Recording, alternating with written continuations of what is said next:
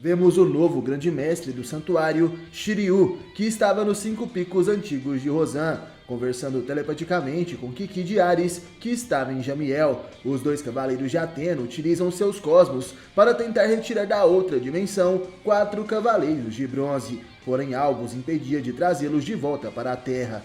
Vemos o elmo de Gêmeos, que flutuava na outra dimensão, e Shiryu dizia: ali está ele, Apolônio de Gêmeos. Seu cosmo está impedindo de tirar os cavaleiros da outra dimensão. Kiki, por telepatia, tentava se comunicar. Ele pergunta se realmente aquele cosmo era de Apolônio e pede para que o cavaleiro de Gêmeos o responda, por favor. Nesse momento vemos um brilho dentro do elmo da armadura de Gêmeos e uma voz dizia: Cavaleiro de Ares, você está procurando aqui os cavaleiros perdidos, mas se esqueceu de que esse é o meu território. Kiki pede desculpas pela intrusão naquele lugar e diz: é importante que você me ouça. A situação mudou aqui na Terra e temos que reorganizar o exército de Atena. Você deve devolver os cavaleiros. Essa é uma ordem direta do grande mestre. Porém, Apolônio responde que ele tem uma missão contra os deuses. Essa missão foi confiada a ele pela própria deusa Atena. E a vontade de Atena está acima da vontade do grande mestre. Kiki então responde: eu sei que você tem observado tudo e sabe que Atena já não está mais conosco, mas saiba que o novo portador da armadura de Pégaso tem o poder de reviver as armaduras mortas dos cavaleiros. Nunca ninguém teve tanto poder. Apolônio diz que esse poder que não possui não é algo que ele deve confiar. E de repente, ao lado de Kiki, vemos Shingo de Pégaso e a amazona Kuma de Lince, que se teleportavam naquele momento até Jamiel. O cavaleiro de bronze se pronuncia: voltamos, mestre. Ouvimos a voz do grande mestre e ele nos pediu para voltar até aqui em Jamiel.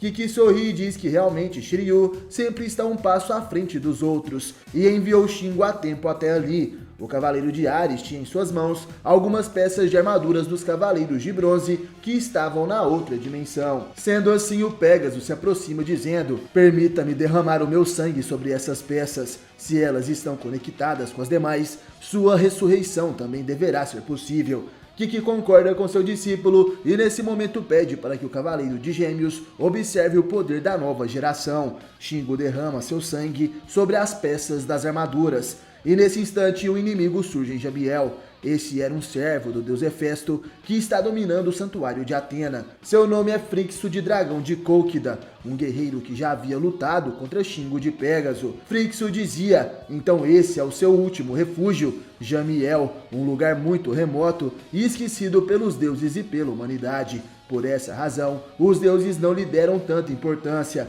mas é claro, até que meu deus Hefestos ordenou que eu rastreasse o cavaleiro de Pégaso. Enfim, eu vim até aqui para cumprir a minha vingança. Shingo responde que aquele é o seu lar e não irá deixar que o inimigo destrua aquele lugar. Ele concentra seu poder no punho e parte para o ataque com os meteoros de Pégaso, porém Frixo contra-ataca. Ele diz que não voltará a ser atingido por essa técnica. Agora ele já descobriu a fraqueza de Shingo. Quando ele ataca, não tem defesa nenhuma contra o servo de Hefesto.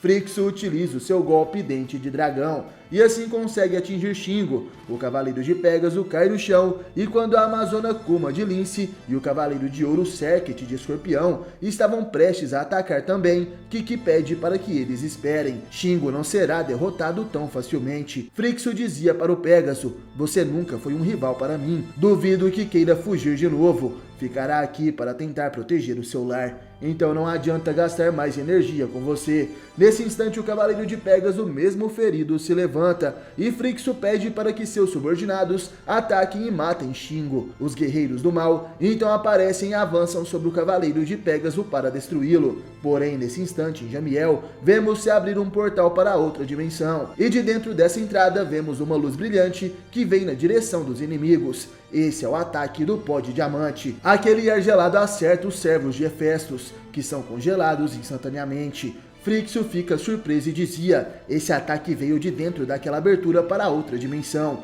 e congelou os guerreiros de Hefestos instantaneamente. Vemos que até mesmo o Cavaleiro de Pégaso estava surpreso e repentinamente vários Cavaleiros de Bronze começam a sair da outra dimensão. Usando as suas armaduras que ressuscitaram graças ao sangue do Pégaso, esses são os Cavaleiros Perdidos: Rodéricos de Peixe Austral, Blas de Coroa Boreal, Sipan de Cão Menor e Cassandra de Serpente. Os Cavaleiros Perdidos voltaram para a batalha. Enquanto isso, nos 5 picos antigos de Rosan, vemos Cris de Unicórnio e Robla de Telescópio, que conversavam com o Cavaleiro de Ouro de Leão. Eles perguntam: então você também está indo nesta direção? Job de Leão então responde que sim, devemos chegar até o Grande Mestre, ele está nos esperando. Robla e Cris perguntam também se o Cavaleiro Dourado viu Xingo de Pégaso. Eles queriam saber se seu amigo estava bem. Job responde que sim e fala que os dois não devem mais se preocupar com isso, porém eles precisam ir depressa. Todos se reunirão na Cachoeira de Rosan. Voltando a Jamiel, Frixo de Dragão de Colquida estava nervoso com aquela situação e ele dizia: canalhas, é inaceitável que 2 vulcanos sejam congelados pelos Cavaleiros de Atena. Nesse momento, Cassandra de Serpente diz para seus companheiros que depois de tanto tempo, ela queria esticar as pernas. Blas de Coroa Boreal fala para ela não se preocupar, e assim a Amazona de Serpente parte para o ataque, desferindo poderosos chutes nos vulcanos congelados e quebrando totalmente os seus corpos. A Serpente então dizia: agora são 2 vulcanos inimigos a menos, resta apenas um para derrotarmos. Frixo de Dragão de Colquida fica surpreso. Ele estava paralisado perante aquele acontecimento. E enquanto isso, Kiki de Ares telepaticamente conversava com o Cavaleiro de Gêmeos. Ele dizia: Apolônio, finalmente você deixou que eles voltassem. Afinal, você nunca perdeu a esperança. O Cavaleiro de Gêmeos então responde: serão os Cavaleiros de Atena que desta vez decidirão seus caminhos. E quando chegar o momento, eu também voltarei. O vulcano Frixo, nesse momento, parte para o ataque contra Cassandra de Serpente. Ele dizia: destruir 2 corpos congelados é muito fácil, mulher serpente, mas eu sou um dragão de fogo. Cassandra também atacava e ela diz que já matou vários dragões antes, e todos eram menos ridículos que o dragão de Colquida. Nesse instante, Cassandra e Frixo chocam os seus punhos. O poder dos 2 guerreiros era tão grande que destrói o chão ao redor com impacto. Xingo de Pégaso, surpreso, apenas observava e dizia: o poder que eles emanam é enorme. De repente, uma explosão de energia acontece em meio aos 2 combatentes. Tanto Cassandra quanto Frixo são jogados para trás. E a Amazona de Serpente falava: não me diga que esse é todo o poder atual dos vulcanos. Quase sinto pena de você. Porém, Frixo responde: você tem uma língua muito venenosa, mas deveria ver o restante do seu corpo. Cassandra de Serpente se surpreende. Nesse momento, ela percebe que todo o seu corpo foi atingido pelos dentes do dragão de Colquida. O ataque de Frixo feriu Cassandra de Serpente. Rodéricos de Peixe Austral diz que o inimigo não é um vulcano comum e talvez por isso seja melhor ajudar na batalha. Porém, Blas de Coroa Boreal fala para seu amigo não se preocupar. Essas feridas não significavam nada para Cassandra de Serpente. O servo de Hefestos então perguntava: ainda acha que nós, os vulcanos, não somos fortes? Cassandra diz que pode resistir ao ataque daqueles dentes, porém o vulcano deveria ver a sua mão. Nesse instante, Frixo fica surpreso. Ele não consegue entender o que aconteceu. Sua mão foi perfurada em 2 pontos, como se tivesse sido mordido por uma serpente. Cassandra então explica que essa é a marca do seu veneno ritual. Ela dizia: em breve o veneno irá atacar o seu sistema nervoso e seu corpo irá paralisar. Frixo não conseguia acreditar nisso. Ele começa a concentrar suas chamas negras e dizia: eu sou um vulcano. Um simples veneno não me impedirá que queime todos vocês. Digam adeus a esse lugar. Kiki de Ares nesse instante reconhece essa técnica.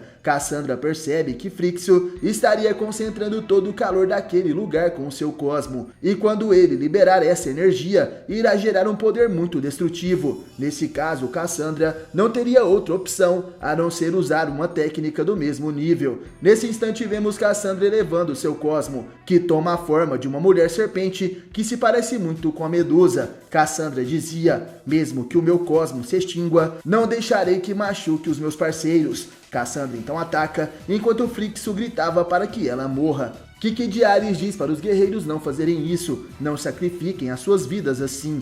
Frixo nesse instante dispara a sua técnica mais poderosa, chamada de Mandíbula de Fogo, enquanto Cassandra contra-ataca com a sua habilidade de mesmo nível, o Choro de Euríale. As chamas negras de Frixo, o dragão de Kókida, se misturam ao poder do Cosmo de Cassandra, fazendo assim um vórtice de energia em volta dos dois. Porém, de repente, essa energia se dispersa. Vemos uma sombra em meio à poeira. Essa é Cassandra de Serpente que dizia: eu consegui apagar o fogo do dragão e mais um pouco. Vemos que a Amazônia estava ferida e sua armadura também ficou danificada. Porém, ao vermos o vulcano Frixo, percebemos que seus danos foram bem maiores. A vestimenta de Frixo estava em pedaços, seus ferimentos eram profundos, e aproveitando a oportunidade, Blas de Coroa Boreal tenta avançar e dizia: o inimigo está derrotado, precisamos dar o golpe final. Porém, nesse instante, Kiki de Ares impede o cavaleiro, dizendo que já chega. Frixo, paralisado, não conseguia entender e fica surpreso.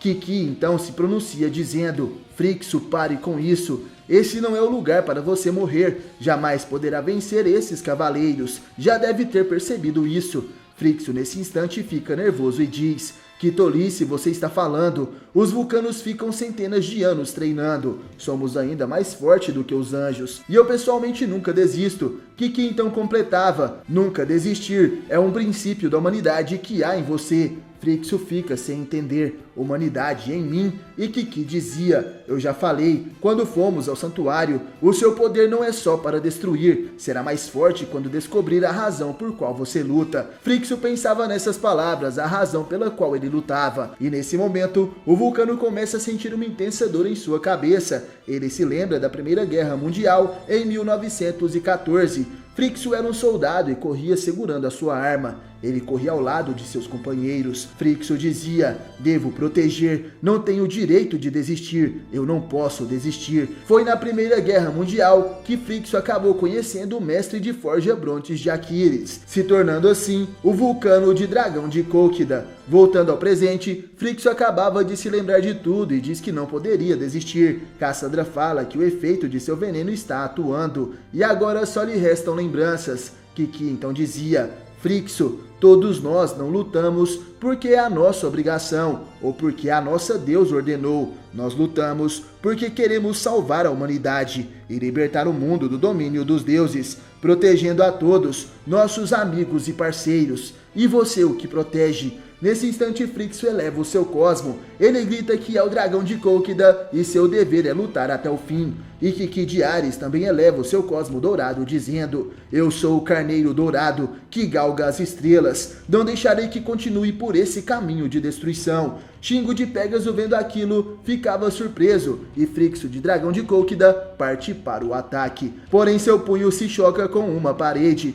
Frixo não conseguia entender o que isso seria. Era algum tipo de muralha de cristal. Kiki continuava dizendo que não queria machucar Frixo, porém ele quer fazê-lo ver quem realmente o vulcano era. Frixo, olhando para aquela muralha de cristal, começa a avistar algo. Eram pessoas. Ele diz que aquelas pessoas faziam parte de seu povoado. Eram eles que eu queria proteger, lutando naquela guerra, mas eu nunca voltei. Ao contrário, eu fui levado para o Olimpo e esqueci minha vida na Terra. Por quê? Porque eu estou tendo essas lembranças. Kiki então responde: desde que eu vi você, eu já sabia que tipo de homem você era. Você é forte e sabe se defender, mas é muito mais forte se pode defender os mais fracos. E o Cavaleiro de Bronze, Sipan de Cão Menor, diz que não vale a pena tentar colocar juízo na cabeça desse vulcano, e o veneno de serpente irá matá-lo de qualquer maneira. Porém, o Cavaleiro de Ouro, Serket de Escorpião,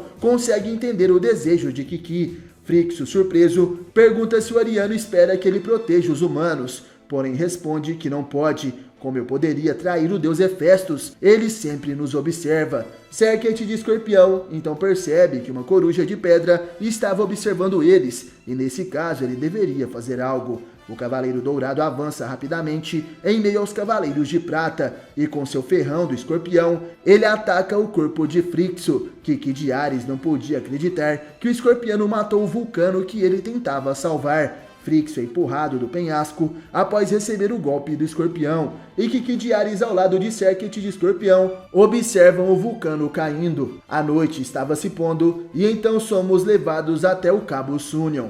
Vemos as Amazonas de Atena que foram salvas da petrificação, porém de repente percebemos que o braço da Amazona Mia de Perseu estava petrificado. Malvina de Cruzeiro do Sul diz para a capitã que talvez elas devessem quebrar o escudo da Medusa, porém Mia acha que isso não deve ser feito agora, afinal elas precisam do poder do escudo da Medusa. Além disso, os cavaleiros que nos libertaram da petrificação foram desatentos. Malvina pergunta o porquê disso, e Mia responde que é isso mesmo. Eles não imaginaram o tipo de inimigos que também libertariam ao derrotar a Medusa. No Coliseu do Santuário de Atena, vemos a mestra de forja, Arges de Ajatar. Ela se aproxima de um vulcano que estava petrificado, e Arges dizia: "Finalmente, depois de tanto tempo, você voltou à vida." Um dos 3 mestres de forja, Esteropos de Calcotaurói. Mais cavaleiros se juntaram ao exército de Atena, mas as ameaças agora também são maiores.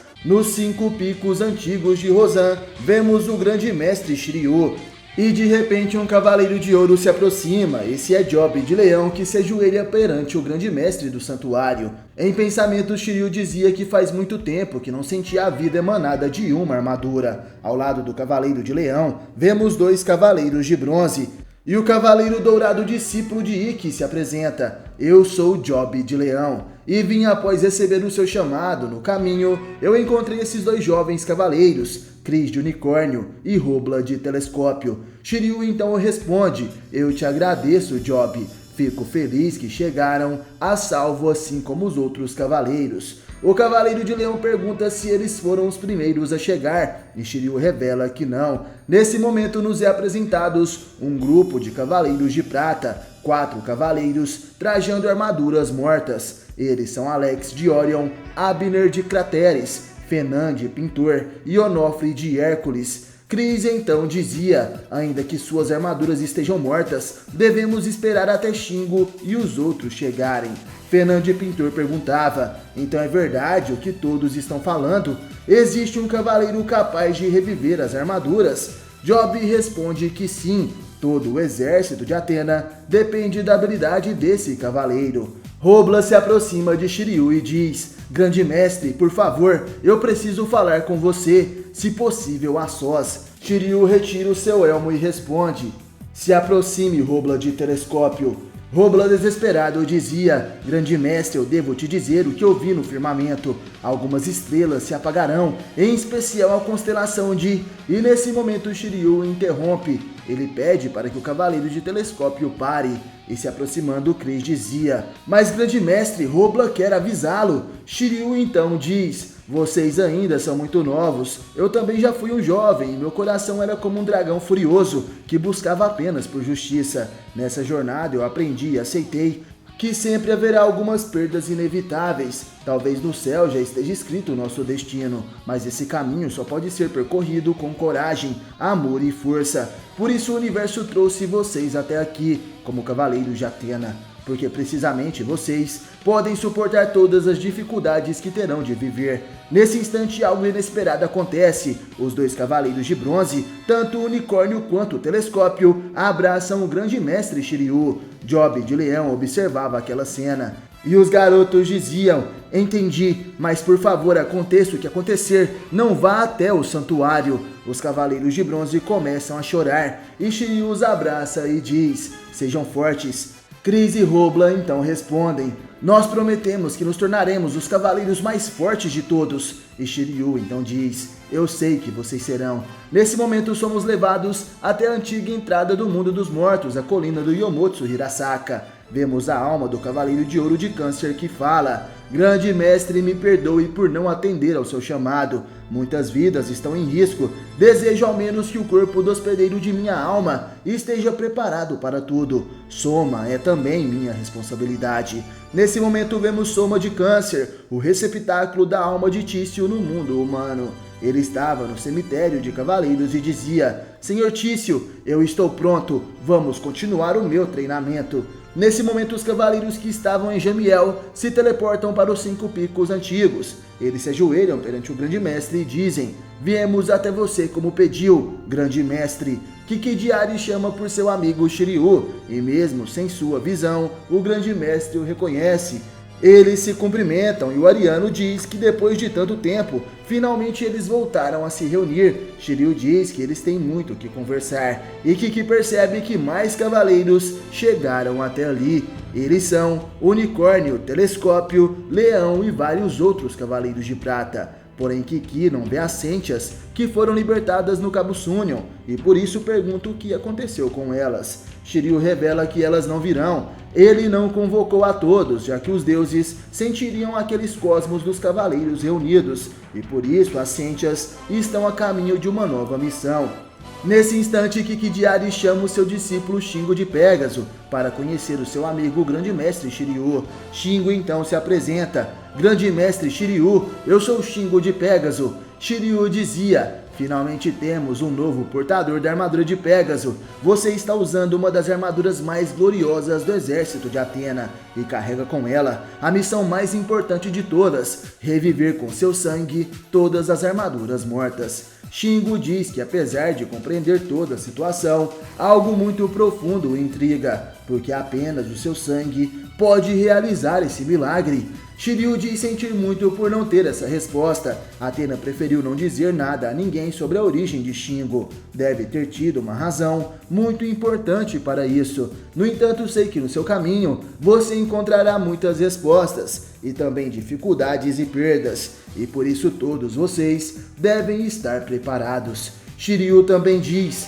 eu devo avisá-los sobre Hefestos. Que tipo de Deus nós enfrentamos? 5 anos atrás, eu enviei 3 cavaleiros de prata até o santuário. Eles tinham conseguido invadir o lugar, graças a uma técnica especial chamada Sombra de Jalatsa. Eles conseguiram percorrer grande parte do santuário sem serem detectados. No entanto, eles foram descobertos. Nesse instante vemos os 3 cavaleiros de prata com suas armaduras mortas, saindo de dentro da sombra no chão. Eles eram Maltaros de cães de caça, Shadow de altar e Miqueias de mosca. Nenhum deles imaginou que encontraria frente a frente com ele o deus Hefesto. Os cavaleiros de prata ficam surpresos e atrás de Hefestos vemos um de seus mestres de forja, Brontes de Aquiles, que dizia: meu senhor, não era necessário que você interrompesse seu trabalho por essas escórias. Deixe esse assunto comigo. Hefesto então ordena que Brontes traga as armaduras dos invasores. E o cavaleiro de altar espera que aquela informação fosse útil para o grande mestre. E Brontes dizia: ao que parece, vocês voltaram ao santuário para que aqui fossem os seus túmulos. Os 3 cavaleiros de prata partem para o ataque dizendo que a missão deles ali já estava cumprida. O cavaleiro Maltaros de cães de caça ataca com seu golpe, o ataque de 1 milhão de fantasmas. Porém, Aquiles responde que não importa por quantas direções ele ataque, sua vestimenta a forja é impenetrável. E no mesmo instante, o cavaleiro Miqueias de mosca também avança e ataca o inimigo pelas costas. Aquiles percebe que o cavaleiro escondeu sua presença entre as cópias de cães de caça, para assim tentar encontrar um ponto cego para atacar. Porém, ele escolheu errado. Nesse momento percebemos que a armadura do punho de Miqueias é completamente destruída, apenas por entrar em contato com a vestimenta do inimigo. Brontes responde que aquele em suas costas é o escudo de Aquiles. Ele não pode ser destruído nem mesmo por um deus. O cavaleiro Shadow de altar então prepara a sua técnica. Ele pretende levar a armadura de Brontes para o fundo das sombras, com seu golpe Abismo Negro. Brontes de Aquiles sente os efeitos daquele golpe e se surpreende dizendo: mas o que? Ele está absorvendo a sombra que minha armadura projeta. Não só isso, também está absorvendo a forja de Aquiles. Não permitirei que isso aconteça. Vocês acabaram fazendo parte destas ruínas, que já foi a sua fortaleza sagrada, cavaleiros.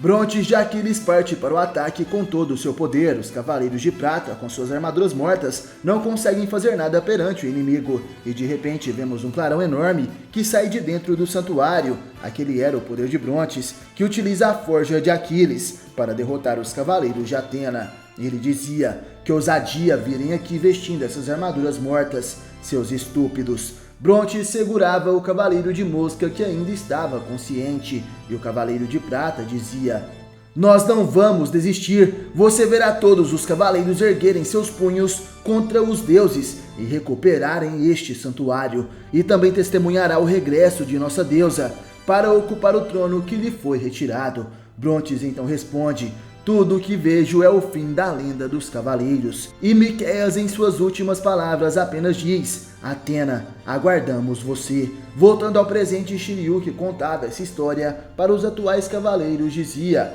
aqueles 3 sacrificaram suas próprias vidas para descobrir as intenções do deus Hefesto. Talvez você já conheça sua história. Ele é o deus do fogo de forja, aquele que forjou o capacete e as sandálias de Hermes, como também o arco e a flecha de Ártemis, o glorioso escudo de Zeus, a Égide, e muitas das armaduras dos heróis mitológicos, ganhando assim a glória e um lugar no Olimpo. Mas suas histórias começam com seu exílio. Há milhares de anos, na Era do Mito, ele foi exilado do Olimpo por ordem da própria mãe, a deusa Hera. Hefesto nasceu com uma aparência grotesca e abominável aos olhos divinos dos deuses. Durante seu exílio, esteve séculos na Terra, ensinando aos humanos a trabalhar com o metal e criar ferramentas para o seu desenvolvimento, até que começaram as Guerras Santas. Poseidon, o deus dos mares, na sua ambição de dominar a terra, enviou seus guerreiros marinas para enfrentar Atena.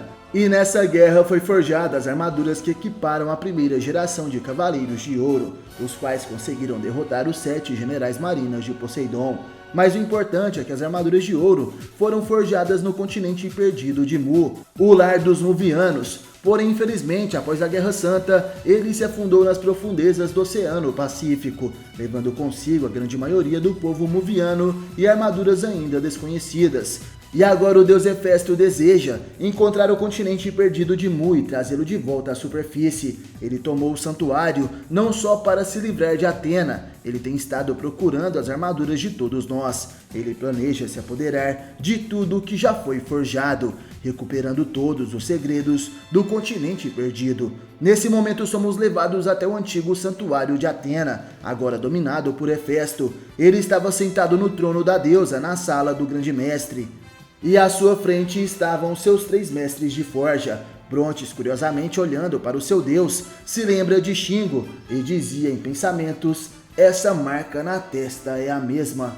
Nos 5 picos antigos, Shiryu então revela: quem realmente enfrentamos é o criador de todas as armaduras, Hefesto, o deus muviano. Finalmente a aparência real do deus Hefesto foi revelada. O que os cavaleiros terão que fazer agora para recuperar o santuário? O que acontecerá se Hefesto recuperar o continente perdido? Não perca o próximo capítulo de Saint Seiya Lost Semper, o Santuário Perdido, aqui no canal Sempre Quis Saber. E é claro, siga todas as redes sociais oficiais deste projeto. Vou deixar todos os links para quem quiser ler os novos capítulos de Saint Seiya Lost Semper no primeiro comentário desse vídeo. No mais, obrigado galera por assistir esse vídeo até o final. Valeu, falou, tamo junto e até a próxima. Você já sentiu o Cosmo?